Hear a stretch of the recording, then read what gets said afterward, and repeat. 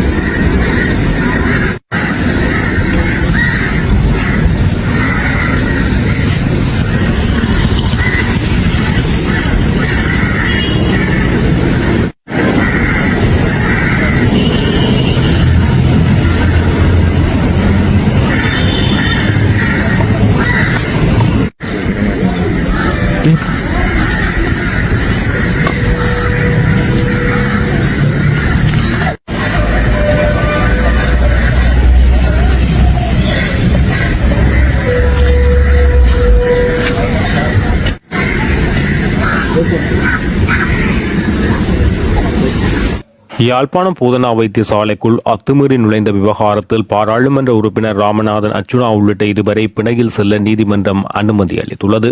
யாழ்ப்பாணம் நீதவான் நீதிமன்றத்தில் இன்றைய தினம் வழக்கு விசாரணை எடுத்துக் கொள்ளப்பட்ட போது நீதிமன்றம் இவ்வாறு உத்தரவிட்டுள்ளது.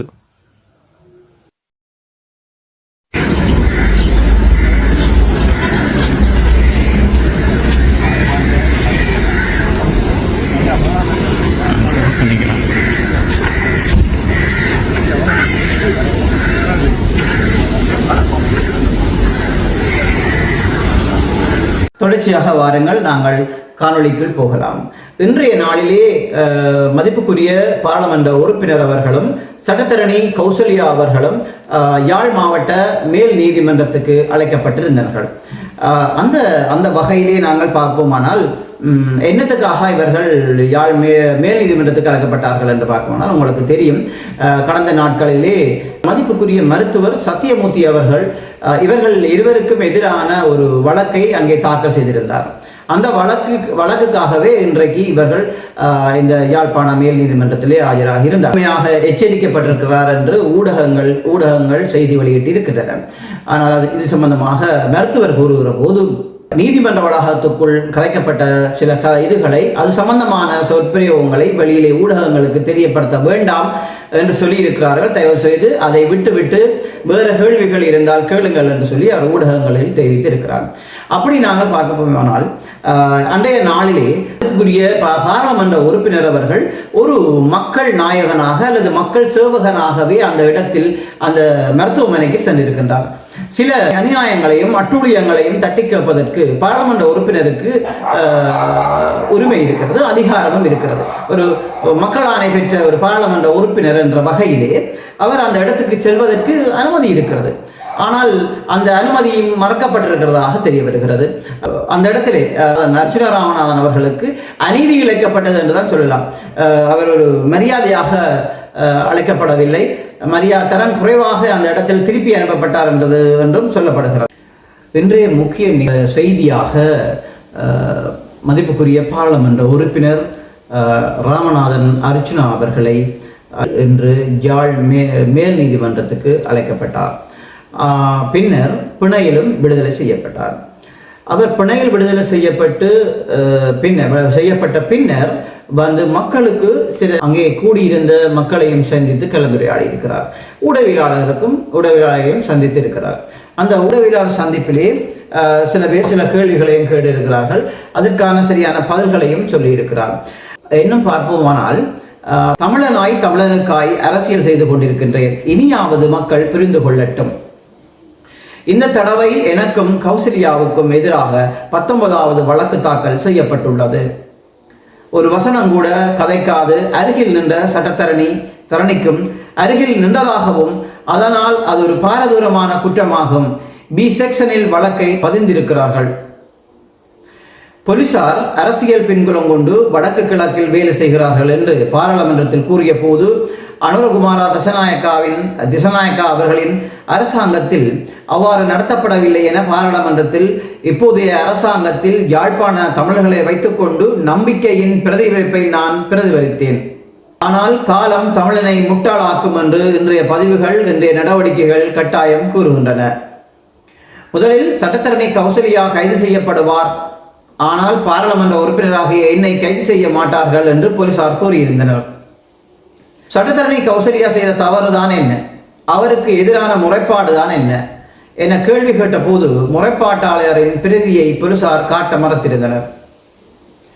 அதன் பின்னர் கௌசல்யா சட்டத்தரணியாக இருப்பதால் முறைப்பாட்டினை கட்டாயம் வாசித்து காட்ட வேண்டும் என்று நாங்கள் வாதிட்ட போது அந்த முறைப்பாடு வாசித்து காட்டப்பட்டுள்ளது. அதில் ஒரு பெண்மணி என்னுடன் இருக்கிறார் எனவும் அவரை கண்டால் அடையாளம் காட்ட முடியும் எனவும் சம்பந்தப்பட்ட வைத்திய அதிகாரி முறைப்பாட்டில் அளித்திருந்தாரே தவிர தங்கை கௌசல்யா என பிழை விட்டார் என்று எங்கேயும் குறிப்பிடப்படவில்லை. தன்னை அச்சுறுத்தியதாகவோ தன்னை தகாத வார்த்தைகளால் பேசியதாகவோ எங்கேயும் குறிப்பிடப்படவும் இல்லை. ஏனெனில் ஒரு வசனம் கூட பேசாது மௌனமாக வாசித்து அனைத்தையும் கேட்டுக்கொண்டிருந்தவள் அவள். அதன் பின்பு தொலைபேசியில் ஓம் சார் என கதைத்தவாறு வெளியே சென்ற யாழ்ப்பாண போலீஸ் கட்டளை அதிகாரி மேலிடத்திலிருந்து தரப்பட்ட உத்தரவுகளுக்கு அமைய என்னையும் கௌசல்யாவையும் கைது செய்வதற்குரிய உரிமை தங்களுக்கு இருக்கிறது என்று சொல்லிக் கொண்டார்கள். ஒரு பாராளுமன்ற உறுப்பினராகிய என்னை கைது செய்ய வேண்டுமாக இருந்தால் பாராளுமன்றத்தில் உள்ள சபாநாயகருக்கு செக்ரட்டரி ஜெனரல் அவர்களுக்கும் எழுத்து மூலம் தெரிவிப்பதோடு அவர்களின் அனுமதியை பெற்றிருக்க வேண்டும். அவர்களால் எனக்கு அனுப்பப்பட்ட கடிதத்தில் மேற்படி முறைப்பாடு சம்பந்தமாக என்னை நீதிமன்றத்தில் ஆஜராகும்படியும் அதற்குரிய சாட்சியத்தை வழங்குமாறும் மட்டுமே உத்தரவிடப்பட்டிருந்தது. அதனையும் நான் இவற்றுடன் இணைத்து விடுகிறேன். இந்த சம்பவம் தெற்கில் நடக்குமாக இருந்தால் அது வேறு மாதிரியாக இருந்திருக்கும். எங்களுடைய மதிப்புக்குரிய பிரதமர் சமூகங்களுக்கு அரசு அதிகாரிகளுக்கு தொடர்பாக கூறியிருந்த வீடியோவையும் இங்கே இணைக்கின்றேன். இதன் மூலம் அரசாங்கம் தமிழ் மக்களுக்கு எதிர்காலத்தில் எவ்வகையான பிரதிபலிப்புகளையும் செய்கிறது என்பதை நீங்கள் கண்கூடாக தீர்மானிக்கலாம். இது ஒரு அரசியல் பதிவு அல்ல. நியாயம் கேட்பதற்காக ஒரு பாராளுமன்ற உறுப்பினர் என்ற அடிப்படையில் ஒரு அரச சேவகனாக சந்திக்க சென்ற போது எனக்கு ஒரு பாராளுமன்ற உறுப்பினராக அவமதிப்பு ஏற்படுத்தப்பட்டது. தேசிய மக்கள் சக்தியின் அரசாங்கம் ஆட்டம் காண்பதற்குரிய முதலாவது அடியை இன்று எடுத்து வைத்திருக்க யாழ் மாவட்ட மேல் நீதிமன்றத்தில் இருந்து வெளியாகி அவருக்கு பிணை வழங்கப்பட்டிருக்கிறது. பிணை வழங்கப்பட்டு பிணையில் வெளியே வந்த பிறகு ஊடகவியலாளர்களுக்கும் அதிலே கலந்து கொண்ட மக்களுக்கு வைத்திருக்கின்றது என்று நான் நினைக்கின்றேன். அரசியல் செய்வோம் தமிழனாக தமிழனுக்காய் கருத்துரை வழங்கிய பின்னர் அவர் தான் நாளை பாராளுமன்ற அமர்வு இருப்பதனால் நாளை பாராளுமன்றம் செல்லவிருப்பதாகவும் உடனடியாக கொழும்பு பயணத்தை மேற்கொண்டிருக்கின்றார். தொடர்ச்சியாக அவர் கொழும்பு பயணம் மேற்கொண்ட போது அவர் ஒரு நேரலையில் விட்டிருக்கிறார். ஒரு நேரலையை விட்டு கொண்டு போயிருந்தார். அந்த நேரலையிலே நாளைக்கு சம்பவம் இருக்கு என்று சொல்லி அந்த நேரலையிலே அவர் வழங்கியிருக்கிறார். மதிப்புக்குரிய கௌரவ பாராளுமன்ற உறுப்பினர்கள் நாளை பாராளுமன்றம் செல்லவிருப்பதாகவும் அதற்காக உடனடியாக தான் கொழும்பு செல்வதிருப்பதாகவும் இந்த நேரலையிலே தெரிவித்திருக்கிறார். அந்த நேரலையையும் நாங்கள் இத்துடன் எங்களோட காணொலியோடு இணைக்கிறோம். தொடர்ச்சியாக அந்த காணொலியை பாருங்கள். நான் அர்ச்சனா கேட்கிறேன். நாளைக்கு காலமே பெரும்பாலும் ஒரு சம்பவம் எதிர்பார்க்கலாம். ஃபர்ஸ்ட் டைம் ஸ்டாண்டிங் ஆர்டர் ஃபுல்லாக வாய்ச்சி முடிச்சிருக்கிறேன். இவ்வளவு வாய்ச்சி தலைநங்களுக்கு ஒரு ஸ்டாண்டிங் ஆர்டர்ன்ற ஒரு சின்ன புத்தகத்தை வாசிக்கிற பெரிய கஷ்டம் இல்லை. பட் எனக்கு பாராளுமன்ற நடைமுறையில் இருந்து சகல விஷயத்தையும் ஒவ்வொரு ஒவ்வொரு பாமர மக்களுக்கும் படிப்பிக்கணும்னு ஆசை. நாளைக்கு ஒரு ஃபர்ஸ்ட் ட்ரையல் உண்டு, நீங்கள் பார்க்கலாம். இன்றைக்கு வழக்கு முடிஞ்சு திருப்பி குழும்பு ஓடிட்டுருக்கேன். நன்றி, தேங்க்யூ. அடுத்த கட்டமாக இதற்கு முதல் நேற்றைய நாளிலே நடந்த ஒருங்கிணைப்பு கூட்டத்திலே நிறைய சலசலப்புகள் கிளுகிழுப்புகள் எல்லாமே நடந்ததாக அங்கிருக்கும் செய்தி வெளியிட்டு இருக்கிறன. அப்போ நானும் அது சம்பந்தமாக நேற்றைய நாளிலே சில விடயங்களை நான் இந்த காணொலியூடாக உங்களுக்கு தந்திருந்தேன். அதிலே சிலவர்கள் நல்ல வாரியாகவும் கமெண்ட்ஸ் பண்ணியிருந்தீங்கள், பேட் கமெண்ட்ஸும் பண்ணியிருந்தீங்க. அதோடைய ஓகே, எல்லாருக்கும் நன்றி. தொடர்ச்சியாக எனக்கு ஆதரவு தாருங்கள். நான் தொடர்ச்சியாக உங்களுக்கு நல்ல விதமான வீடியோக்களை காணொளிகளை இந்த இடத்திலே தர இருக்கின்றேன். இன்னும் ஒரு காணொலி சந்திக்கும் வரை உங்களிடம் விடைபெறும் நான் உங்கள் ஆர்கே ரெஜி.